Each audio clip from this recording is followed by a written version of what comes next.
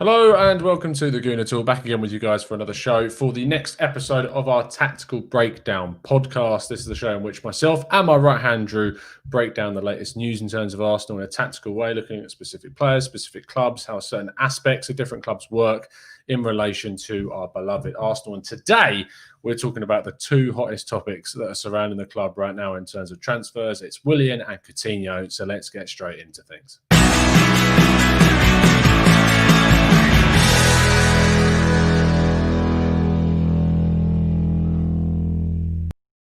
Drew, how are you doing, my friend? My brethren, I nearly said, but I mean my friend. Brethren. So we got brethren. We've got I am your actual physical left hand instead of right hand man. So that's interesting. Good morning for us. How you doing? I'm very good, thank you. I'm very good. I mean, I'm gonna address the elephant in the room because it's going to be addressed in our live chat. I'm sure you've gone with the headband today with matching coloured shirt as well. Is there a reason for this? It's summer, man. I didn't want to wear black today. That's fair enough. That is fair enough. And hello, everyone, into the chat box as well. Thank you so much, guys, for tuning in as we talk through plenty about Willian and Coutinho. So I kind of wanted to go down the Coutinho route a little bit more. Drew wanted to go on to a little bit more about Willian. So we're going to start with the Brazilian. Well, I mean, that doesn't really help you. We're going to start with the Chelsea Brazilian in Willian and talk through some of the reasons. Now, Drew, you're more aligned with me in that you're quite open to seeing the 31-year-old join Arsenal. Do you want to just quickly explain some of those reasons why? I think if you're, if you look at the market, and I understand the fan sentiment that, long-term build, you want to bring in players who will have a more longevity with the club, but I don't think we can go out there and spunk up the money for someone like, I don't know, Buendia, who's going to cost 40 million plus whatever wages he's going to want, and then also have enough money to go out and do something like getting Gabriel from Lille or getting Partey. So I just think we're spread a little thin, and I think the uncertain nature of what business we're going to be able to get done with outgoings makes it that we really don't have time to sit and waste regarding what we can pull off maybe further down the line. I think Arteta is going to be one of those managers who he wants to get his team in earlier. That way he has a maximum amount of time to have things settled, to work on things in preseason, whenever that begins. I don't think he wants to go into a season uncertain about who he's going to have. I don't think he wants to go into, the last day of the transfer window trying to still worry about who's going to bring in or who we're going to bring in rather. So I'm fine with the deal. I think the economics of it, I mean, I get the sentiment as well that, you don't want to give a 31-year-old a 3 or 4 year deal, but first thing, there's no guarantee he'll see out the whole portion of his contract, but also it's not a bad deal.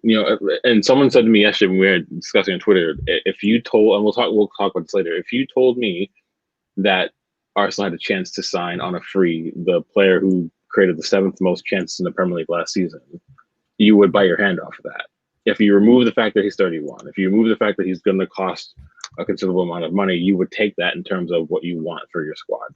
As a player that he has experience, he's going to create chances, and Arteta's already come out and said, we need to create more chances. We can all agree with that fact. So if we can bring that in, again, I'm personally fine with it. And for me, also something that maybe a lot of us aren't talking about is bringing in someone like Willian means that we're still not actually putting a roadblock in the progression of younger players. If you were to go out and get another younger player, then you're going to have multiple younger players long-term vying for the same spot, and then they're guaranteed to not necessarily get so much time as they want. But Willian is someone who is not going to be here for longer than 2 or 3 seasons. And he's a lot that he can offer in terms of helping those youngsters actually improve. That's important. And for squad building, you're always going to need veterans. You really do. And thankful it's not going to be like an Ozil wages, which is perfect. I just think it makes actual sense, not just in terms of the kind of player he is on the pitch, but what he can do off of it. And we've seen all the players laud what we've seen David Luiz do off the pitch to play with the youngsters, guiding them, giving them advice, really being a calming head in the dressing room. You need more of that as well, especially because we have the youngest squad in the Premier League. You need some veterans. Just, I think to me, I don't necessarily agree with it in terms of it doesn't fit the build mold that I always envisioned, but it actually does make sense given the current point we're in. Can I just briefly, before we go into some more of the statistics around Willian, bring up the age thing? Because we had an interesting discussion in the chat box or in the WhatsApp group about like athletes lasting longer in their careers in the 2020s and moving forward because of a lot of outside factors. Yeah. Why is it, or not necessarily why is it? I know the reasons why. A lot of people get very sort of obsessed with age in a weird way. In a sense that as soon as they hit that special number 30, it's all downhill from there. Like there's no sort of bringing it back to seeing players doing better. You just assume that they're going to decline. And for me, like in that sense, next season, Aubameyang is going to be 32, right? And yet there are massive calls to see him sign a new 3-year deal at the club. And that's one of those things that I can't quite get my head around, is that the people are willing to see Aubameyang stay at the club until he's 35, but they're not, and not in terms of, I know that they're very different in terms of their output and what they've done, but they're not different in relation to how different people are perceiving those two examples. The difference in their quality for me is smaller than the difference in the output that we're seeing from people in social media saying, I do not want Willian, he's too old, blah, blah, blah. Yet they're willing to see Aubameyang stay until he's 35 years of age, but a 35, 36-year-old Willian scares the hell out of them. Do you want to just go into sort of the age thing and some of the stuff we discussed yesterday? I think the age thing is more, I don't even know if it's the age. I think it's conveniently, I think it's people looking at the fact that we're getting a player who Chelsea don't want to give a longer deal to. And I can take that point, but the thing is, you have to look at the business Chelsea has done this summer and who they also have at the club as well. It makes sense for them from their position to not maybe give him that deal. And I mean, they wanted to give him a 2-year deal. We wanted to give him, we've now reported giving him a 3-year contract offer. So the difference isn't that 1 year is not that massive. And I think for me, giving him that 3-year deal just means that we're more protected as well. For some strange reason, we bring him in after one season. And then you're like, you know what? One season was enough of it, not because he wasn't good enough, but because maybe our youngsters have progressed quicker than we thought. Then you can still maybe move him on in the market where he still has some sense of value and we can get something back for it in the end. So people do forget that just because we're offering a 3-year deal doesn't mean we're going to have him until he's 34. We might, but we also might not. But also regarding athletes, there's a lot of science that's been coming out in the last 5 or 10 years regarding sports science that helps athletes prolong careers, not just in terms of injury prevention, but the reason why everyone's theory was, once you hit 30, 31, you start to decline is because the body naturally declines over time. The more stress you put it under, and as a professional athlete, your body's under an enormous amount of stress constantly. But there's a reason why someone like, Jamie Vardy at 33 just won the Golden Boot, and Ronaldo, look at he's still 35 years old. He's still performing at an incredibly high level. Messi, also now moving into his mid-30s soon, also performing at a very high level. And the reason that has a lot to do with the fact that advancements in sports science, not just in football, but in all sports, it's going to prolong careers in terms of they're now figuring out ways to directly help with your body recover. And they can also manage the stress that you put yourself under when they do personalized training regimens for players. That's why you're seeing more and more clubs bring in more and more sports scientists, not just having physios. It's not just about helping your body recover. It's about managing what you put your body under and tapering your needs so that you can prolong your careers. And obviously, let's be clear, not every player responds that well. Not every player is going to be like Ronaldo. So, but you're seeing it across every sport, the NHL, baseball, basketball. All these players are playing until they're 34, 35. And normally you would only see in football, only goalkeepers and center backs would go into their mid to late 30s and still be able to relatively perform because they're the ones that are usually under the least amount of stress. The least likely to pick up something like a muscle injury just from wear and tear. But now you're seeing more midfielders and forwards go into 33, 34, 35 and still performing at a high level. Look at Zlatan. Everyone thought he was going to go to MLS. He'd be done after the MLS. He's now gone back to Serie A. And he's scoring goals for fun now and performing at a very high level. And obviously that's maybe the exception to the rule, and maybe people won't have that output like he would because he's just a player of that level. But I don't think you can sit there and now say if someone's 30, 31, they're now useless. And as you say, to take your point, Oba's 31 and everyone wants him to be here till he's 50. So yeah, So yeah, I don't know. Yeah, no, I think the age is just it's an irritating thing when some people say like, oh my god, he's 31, he's 32, he's going to be 35. Like it's literally a number. It doesn't mean really. Yeah, we talk about like the natural decline of players, but just because a player is a certain age, that does not quantify a player's quality. It simply doesn't. You look at the players, and there are some great examples coming up in the chat. Lewandowski's 31, Benzema's 33, and they're playing some of the best football of their lives right now.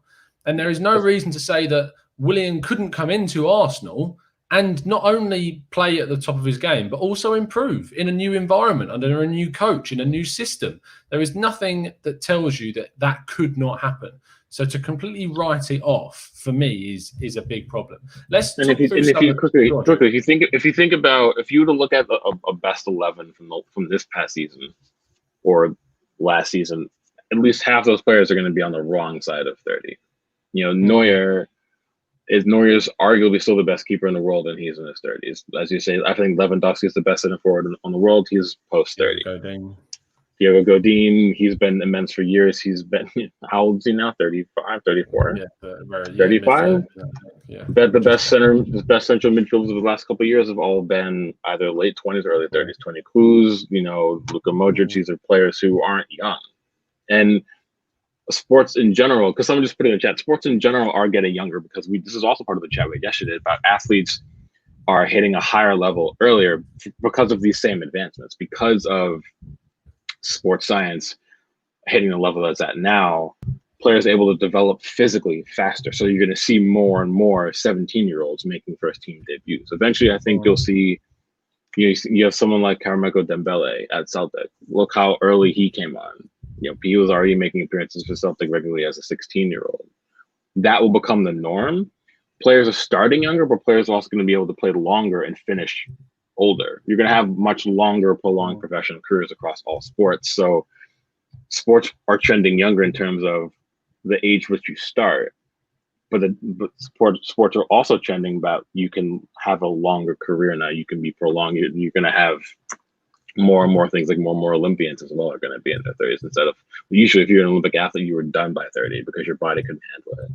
But with certain sports, you might be able to extend it now. So, and this isn't me postulating that we should now change the rebuild idea and get a bunch of people who are over 30. It's just, I take the point that you still need to have veterans and in a team that has a core of a younger aged core. You need veterans still. So I'm less against it than maybe I thought I was, but also that behind Willian also helps too. So yeah, I'm just looking on Scout, and I mean 2 seasons ago, his passing accuracy was lower than it was this current season. You took it, his long passing accuracy was lower than it was this past season. Passing into the final third was, checking that one as well, was lower than it was. Like, it's really strange that it's just not in a way it's irritating, but it's really strange and frustrating, I suppose, that it can be so easily written off just because of a number. Let's go into some of those sort of statistics that we were looking at then. I mean, the top 10 chances created in the Premier League this season, Willian is in that top 10. He's 7th on that list with 76. And that's quite a way off Kevin De Bruyne, but he's in and around all of those. But everyone's off Kevin De Bruyne. You can't. Of course, he's an anomaly. Like, it's completely different. And the thing is like, Willian as well has not played every single game for Chelsea so far this season. People would talk about how the fact he's not played enough games, but he's played a fair few for Chelsea this season, and that has put him in this contention of being up there. Like, people want us to sign players that are creating more chances centrally. I know that he plays in a wide area, but he can play in multiple positions in the front three. He can play in a more central area. And actually, what you sometimes see is from wider player as they develop into their sort of latter twilight years of their career, is they begin to move more centrally rather than playing on the wing as well. So that is not necessarily something that would be too alien to him. One of the ones I wanted you to talk through, though, is this one specific, because this is the one that you sent to me. So do you want to just give some background insight into this graphic?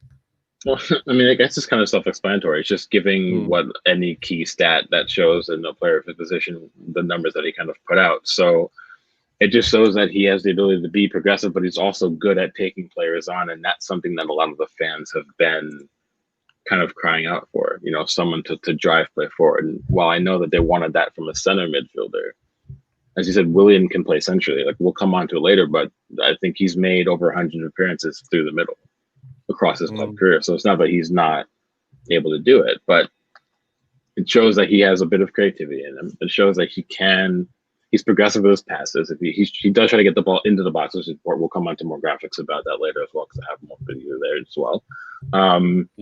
His passing completion, it's not going to be someone who's going to be like, you wouldn't really see him in a Pep team. He's not going to have over 80%, but that's because he wants to actually try those killer balls when he can. He's not afraid to make that pass into the box and maybe try to bypass midfield with it, or maybe something like put Oba through, if you will. And again, he's willing to take players on. It's not going to be something like a Wilfried Zaha who's going to have 4 and 5 and 6 successful dribbles in a match sometimes, but that's because that's really Zaha's bread and butter. Willian's a more well-rounded player. He can do more. He can pop up in certain areas of the pitch and provide you more than just, I'm going to take the ball and I'm going to run at you. And I think that's what we need. I think we've lacked that, and the times we have had that over the last couple of seasons, it's borne fruit, but it's been inconsistent at best. So I think getting someone in who can be better at that, not great at it. You're not looking at world-class numbers because he's no longer a world-class player, but he's a good to very good player. And I think if you're honest with yourself, and this is something that people have to come to terms with, is he comes in to the club, if he comes in as the best attacking player that we would have, bar Oba, Laka, and Pepe. Simple. He's better than Reece Nelson. He's better than Bukayo Saka. He's better than Gabriel Martinelli. That's the facts. And that doesn't mean that those players aren't going to go on and become better than him potentially when they progress. But I think it's quite clear that we've seen everything that Arteta has said, everything that Josh is going to want to institute. This club isn't going to just be fine with making up the numbers in the Europa League, and they're not going to be fine with languishing in the Europa League places for the next 3 to 5 years. They want to push on. They want to actually go out and try to win Europa League. They want to go out and try to get top 4 starting next season. You need depth for that, especially now that we have Europe. If we didn't have Europe next season, I would be more okay with, I would be perfectly okay with not getting someone in like him in, because you don't have to worry about rotation as much. As your best 11 every week. You can rotate the youngsters in. With the Europa League, if we're going to try and win it, you need that experience. You need that extra bit of quality and consistent quality that we kind of do lack in depth, if you're really honest about it. So that's why I'm okay with it. I think it makes, I'm such an extra in. I think it makes perfect sense. So. Yeah.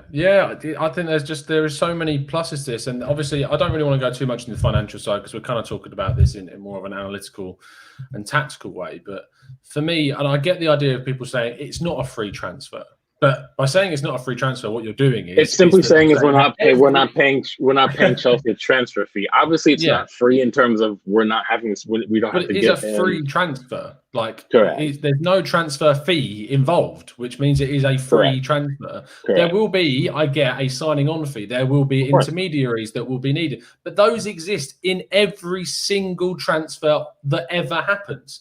Correct. So in the sense of saying it's a free transfer, he is being transferred from one club at the end of his deal to Arsenal. That is a transfer from one club to another for free, because there's no transfer figure. Yeah. And I also get that means that any signing on fee of a deal that is quote unquote free is slightly or more so inflated in different circumstances. You look at like Aaron Ramsey, for instance, and the inflation of his deal when he signed from us to Juventus. But there is still no transfer fee involved in this.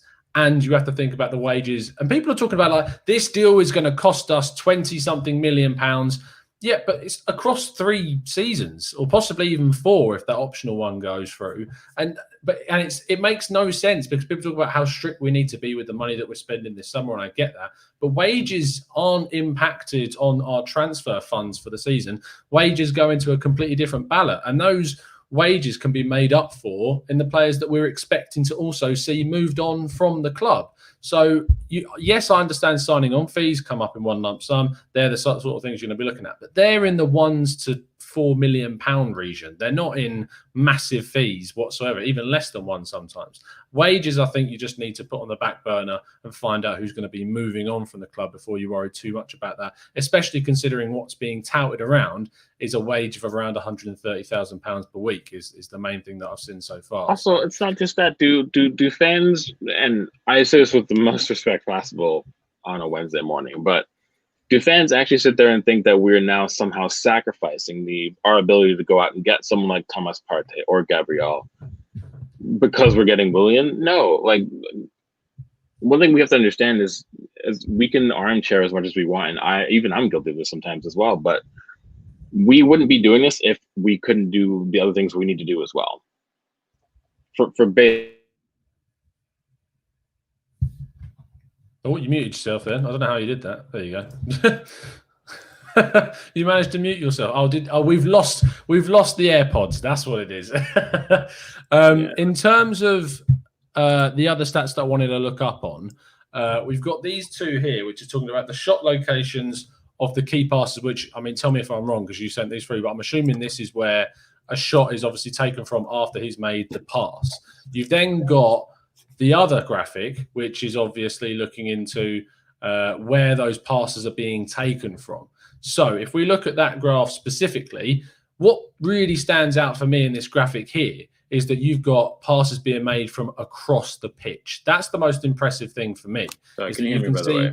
Yeah, I can hear you fine. Perfect. When you've got all like these different passes coming from all over the pitch, yes, we get that he's more of a right winger. But what I was pointing out while you were sorting your headphones is that it's this central area that we've lacked creativity. And you're seeing so many key passes being made in a central area because he cuts inside all the time. Naturally, he wants to get inside of the pitch. And then you look at this one, look at where all the shots are being taken from when he makes those passes as well. So I think those two graphics in tandem show that he would add creativity across the pitch rather than just concentrate into a single area.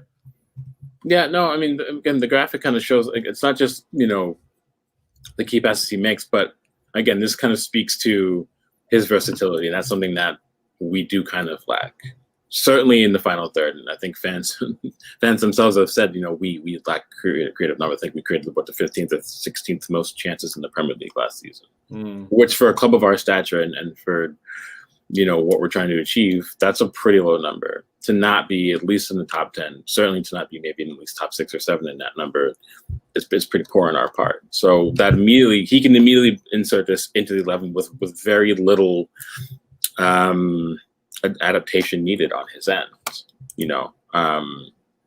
So I think that for us, I think is important. And if you look at the location of the key passes is the bigger thing. They're all trying to get into that very dangerous area, an area where Oba thrives. If you put, and I've said this since before we signed him, that if you put Oba on the end of service into the box, he's going to score you goals, which is why, despite us creating so few chances relative to our rivals this season, Oba scored over 20 goals. That's the entire reason. He doesn't need a lot of chances. He just needs that one key chance. And if you get another player who can give us another 1 or 2 key chances per match over the course of a league season, Oba's going to get maybe 5 or 6 more goals than he got this season.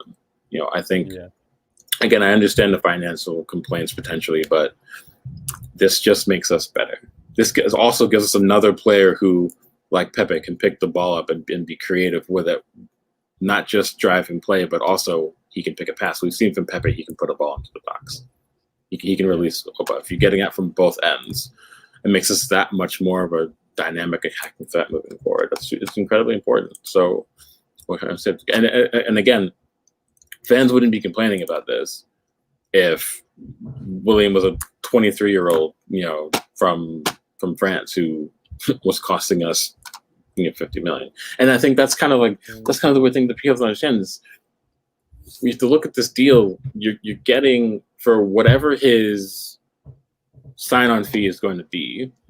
Which isn't going to be loads. Which it's at the absolute max, because they did say it's going to be probably substantial. At the absolute max, it's going to be something like £8 million. For £8 million, you're going to be getting someone. that is a bit silly. it's a bit silly, but I think that's the way the game is going. Maybe that includes intermediaries and stuff. But if that's the sole signing on fee, that seems quite a lot of money.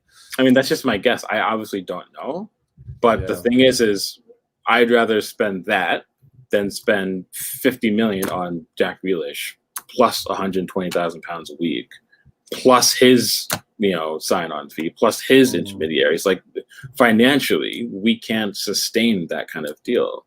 We'd have to bin 4 and 5 players and recoup quite a bit, and we don't know if we can do that. This allows us to quickly, without dipping into the transfer budget. But that's the thing. We're not dipping in. Like wages and transfers are separate. They're looked at in 2 different pots of how you handle your finances. Wages are transfer fees up front, and they have contingencies for that, and then your wages on a weekly is different, and they have contingencies for how that looks throughout the year.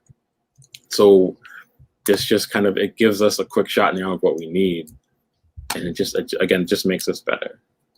Yeah, I don't know how you can speak against it. So sorry, sorry. In the chat, I said, "Do you want Willian? Yes or no?" Rodney says yes. Glenn Cook says yes. Daniel says yes. Javier says yes. And Bulgarian Gunner says, "Look at Drew with the plan B, always prepared." It's very true. There was some more. Avon says no. Pramod says no. Bulgarian Gunner says yes. Alfred says yes. Corey says thanks, yes. Drago. Is that who Drago is? Yeah. Oh, I've never known that the whole time. That's really? You're useless. Yeah. I never knew that. I didn't know that was Drago. Welcome, Yeah, Drago. It's fine to only know who you are. Thibaut Pesk says, Willian, yes. Coutinho, not sure. And that segues quite nicely into the second part of the show, which is to, of course, talk about the Brazilian of the show. Again, not helping at all. But the Brazilian from Barcelona, once of Bayern Munich this season. Could have gone into next season, but they didn't take up the 2-year loan deal. What are you feeling about this one? Because I've pretty publicly come out and said that I'm not too keen on the deal. And I have to be very careful because it's very easy to contradict myself talking about Coutinho with how I've spoken about Willian. If I give you background to my situation with Coutinho, my head is at with this basically that he isn't going to be on a free, and he is at a club that bought him for £100+ million. And to get him, he needs to be, or Barcelona needs to be given a fee of a substantial amount, or given one of our most sellable assets. We've been heard links to Guendouzi being one of them. And on top of that, you're looking at a wage that is at minimum £200,000 per week. And you'd be looking at a long-term deal for possibly even 5 years, which at the age of 28, 29 would lead him into the twilight years of his career as well, with no sell-on value whatsoever, really. And if there was, it would be a massive fraction of what it would cost to bring him in. So there's my thoughts. What are yours? Pretty much the same. And I mean, there we go. Thank you for listening.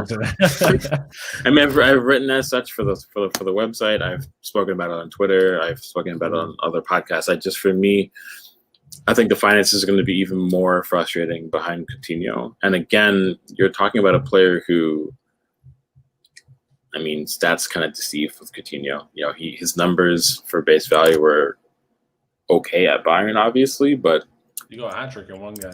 He did, but and 2 assists in that game as well. Exactly. So a sizable chunk of what he did on the stat sheet came in one match when they absolutely dropped Werder. So for me, and it's easier to kind of to benefit from playing in the Bayern side, who were absolutely otherworldly this season. So I mean, everybody contributed offensively, but I just don't think he comes in and he has the impact that people expect. I think you're not talking about someone like Willian, who, if he has a poor match, he can at least still work his socks off. He presses quite well. He's fit. You know, he works. Coutinho is not really that kind of player, for me anyway. At least, you know, and then people look back to the player that he was for Liverpool. That's not the player you're getting now. If that was the player you were getting now, Barca would be trying to offload him every season. You know, I just think it hasn't come on for him, and that might not be of any fault of his own, but it's a bigger risk on what will be more wages and a sizable loan fee, and the potential of we might end up actually having to sign him later on, depending on how Barca wants to structure the deal. And, Graham might be able to tell us more about that another time, potentially on the back end, but I just think financially that deal makes even less sense, even though he's 3 years younger. The financials don't make any sense for it. His wages are going to be at least $50,000 a week more, potentially. You know, and they're talking about a loan fee of, you know, which could be 10 million at the minimum. So now people are worried about the money behind Willian, but now they're willing to pay for Coutinho just because he's younger. That doesn't make sense. And 3 years younger is not that much younger. It's not like he's 23 and still has it all to prove. And again, there's a reason why Bayern didn't pick up the option to bring him in on a full deal. A, because it would have been too much money, but B, there was cheaper, younger avenues that could have gone down. Typically, Leroy Sané is the prime example. Look who they just brought in this summer. So, yeah, I just think for me, it just doesn't make the sense that I think people have convinced themselves that it does. And I think they're more looking at his name and his time at Liverpool and not where it's gone for him since then. I think that's, to me, is the problem.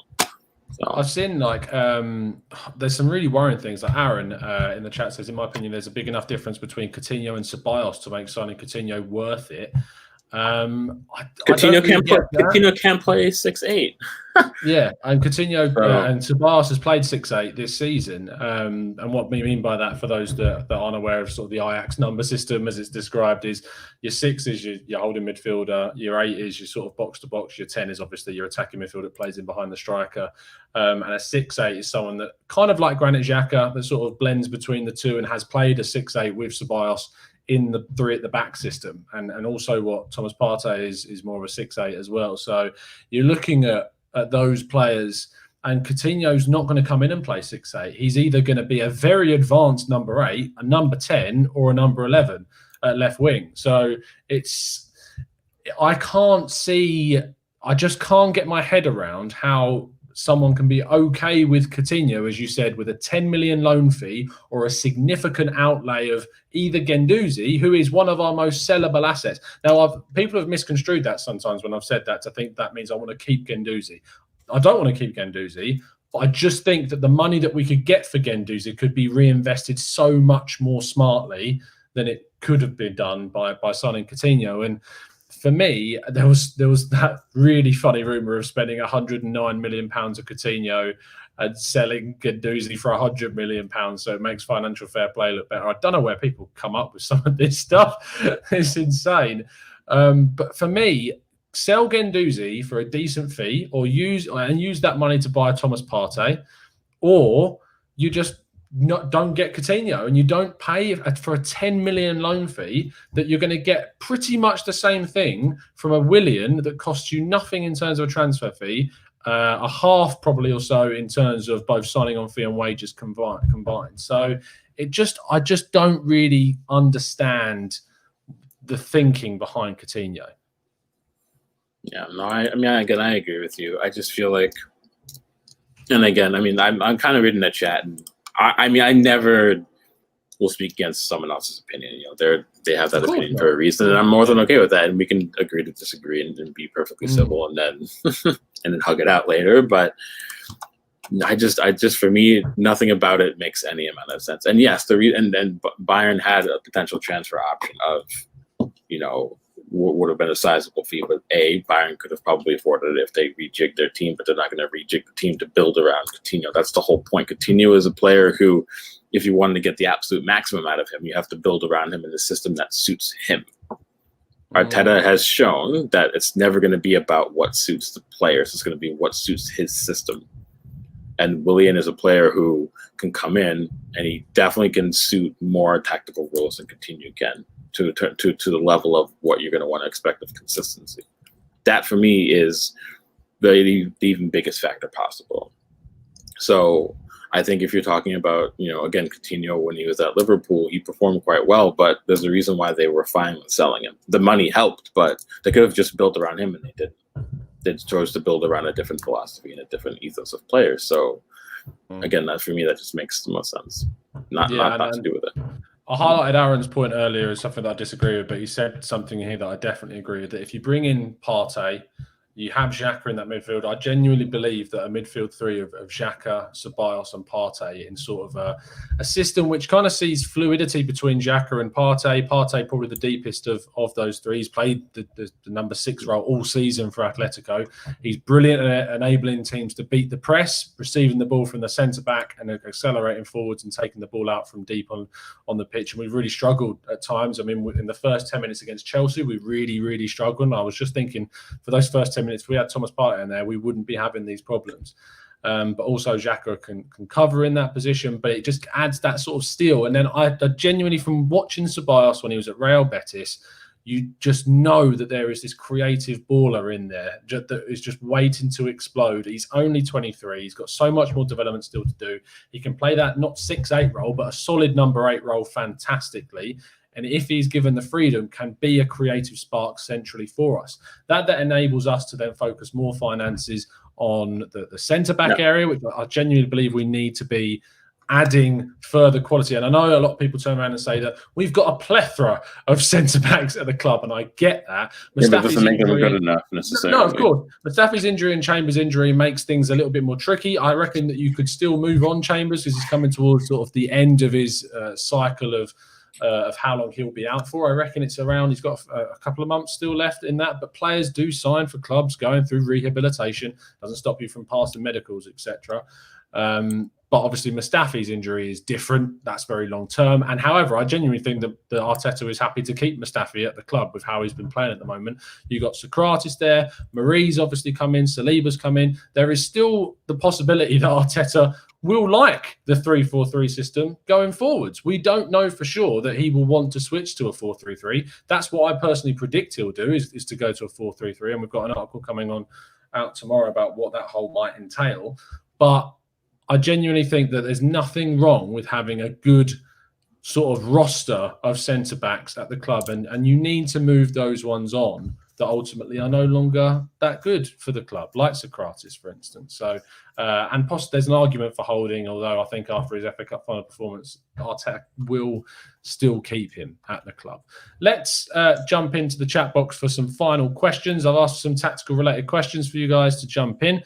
Thibaut Pesk, Drew, one of our fantastic members. If you'd like to become a member and help support the channel, please do. If you are a member, keep an eye on the community tab in a few days' time because there's an opportunity for you cropping up in the near future that you will be worth getting involved with, believe me. Thibaut Pesk says, if we get Willian and keep our front three, who drops out to accommodate him? Does Laka and then we lose a focal point? It's tricky, but I kind of genuinely think two things. Either we're keeping both Oba and Laka, and Willian's coming in as for depth, for rotation, because he can play anywhere across.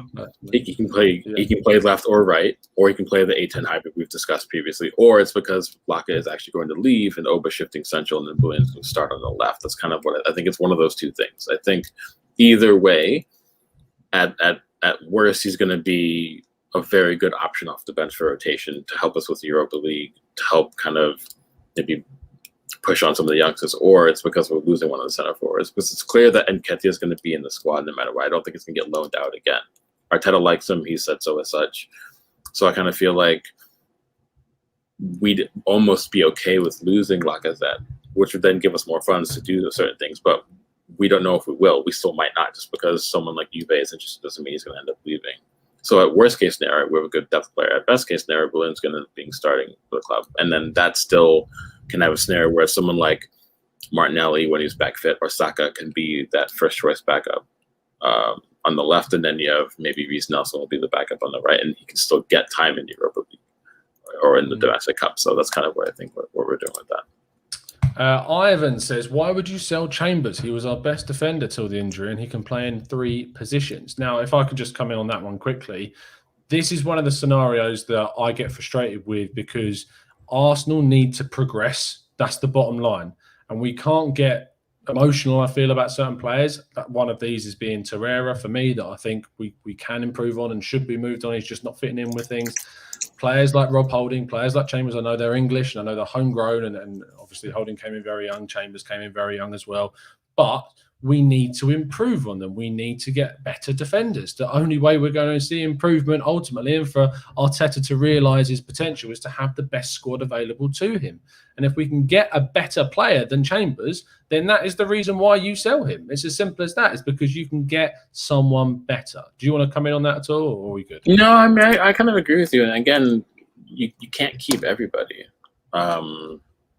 And obviously Socrates will be leaving after next season, if not this summer in all likelihood. It's likely Luis will only see out his contract and then he leaves. But we still have a very good young core of players that we should do, and you can't keep them all. You know, I think you can't look at Chambers and say, well, he could be like, third choice right back.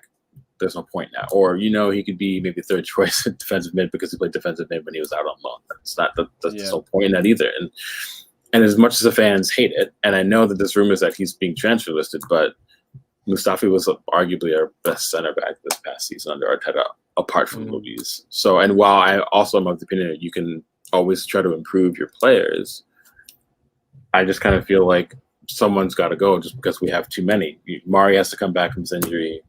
Mavropanos can come back from his loan. If Mavropanos has an absolute worldly of a loan at Stuttgart, then you better believe we're going to end up keeping him. So there's just eventually, if you want to improve, you can't just have a roster of 35 players just because you like them, just because they may have performed another season. If you can get better, or if better emerges than them, then you almost kind of have to cut your losses. So. Yeah, for sure. It's just all about making sure that if you can improve, that you do it to the best of your ability. You can't just stay loyal. You just can't. There's a question, last one from Glenn Cook, another one of our members. He says, rumor is Arteta really wants Aouar. Do you think there is any possibility of that transfer happening? I mean, I don't know. Anything is possible, but I kind of feel like that. First of all, that shouldn't be the primary kind of central player we bring in. I think it has to be someone like Partey. If it's not Partey, it has to be someone like him. And because Arteta quite clearly likes Denis Ceballos, we need to kind of nail him down to another extended loan with maybe an optional fee later. I think if we do those two things, there's no point in bringing in or there's no point in that. Just for me, that would be a waste of financial resources just off the strength of it. So, no, I don't think there's much behind it, but that's just me, Final, very quick one. Mike Hernandez says, some fans are suggesting if we were able to buy Gabriel, both Saliba and Gabriel should be our starters. I don't agree, but do you? I don't. I think, first of all, I think fans are putting way too much pressure on Saliba from the outset. And I take the fact that everything about him that we've heard, that's been analyzed, that we've been seeing, he is a good player. He is a very good young center back. But fans are already touting him as the savior of our defense. And that's a lot of pressure to put on someone who hasn't even played a single match for us yet, in anger. I don't even know if if Mustafi was not injured, I don't think he'd even start match day one. I think you'd see Luis and Mustafi. And that's not because Saliba is not potentially better than Mustafi. It's that he's young, he needs to settle, and he's done incredibly well at Saint-Étienne, but Saint-Étienne's system isn't what we're going to be using here. It's very different. It's more defensively structured, certainly than what we have. And there's there's less pressure. Obviously, let's not get it wrong. Saint-Étienne's a huge club in France, domestically, but they're the most successful club in the country. Correct, but they don't have the pressure that surrounds maybe Arsenal, especially now that we have Europe again. Like, that's a lot to put on him. I don't think you can sit there and say you can have your starting center backs be both 22 and 20 respectively. I think you're going to need someone like if we did get Gabriel, I think you'd see Luis and Gabriel, and then Saliba would work its way in. Certainly, I think the plan overall is after next season, Saliba would be starting every match. But you got to let him see if he bets first. You can't just start throwing him in. There's a reason why when Leicester bought Soyuncu, they loaned him out, or not, that didn't loan him out, but they didn't. He wasn't the first choice at the club. Yeah. When he first came in, he wasn't first choice. He worked himself up to that over the course of 1 year, and then by this season, look what he produced. So that's different. You got to give him time to bed, especially when they're that young. So center backs have all the time in the world. If as a 20-year-old, he still has 12 years left in his career minimum. Based off what we just talked about before, if not longer. So the careers only go to 32. Well, we can't sign Willian then. So, yeah. I've just interestingly seen someone, ITK, tweeting that Willian's been offered a 2-year deal by Arsenal and he might be going for it, which would just throw all of this show in complete disarray. But you take everything with a pinch of salt, it's fair to say. But yeah, keep your ears to the ground, people, and we certainly will. This isn't your only show today, and this is the only bit of Drew that you're going to be getting today. 8:30 tonight UK time with John and Owen will be our first TGT Writers podcast, which is starting off a weekly / bi-weekly, depending on how regularly we do it. Chat with our writers over at thegunnertalk.com. Please make sure you're going over in there and checking out our stuff. We're going to be talking about all of the articles that we got coming up for the following week and the ideas that we got going, and of course giving you some insight into the ones we've done previously. So make sure you tune in at 8:30. We will briefly be talking about Arsenal's announcements there about redundancies and a little bit about that too, just so you might want to get clued up on that. Arsenal released a statement, so go onto the website and check that out. So So we'll definitely be talking about that. But other than that, it's been an absolute pleasure, Drew, as it always is. It's always good to be here. And of course, I'll see you later as well. Yes, you will. And I hope we see the over 400 of you, 500 of you that have been watching live, which is crazy. Thank you ever so much, people, for tuning in. We'll see you again very, very soon. Give it a like, give it a subscription if you're new here, and turn those notifications on so you never miss a show. But as always, up the Arsenal.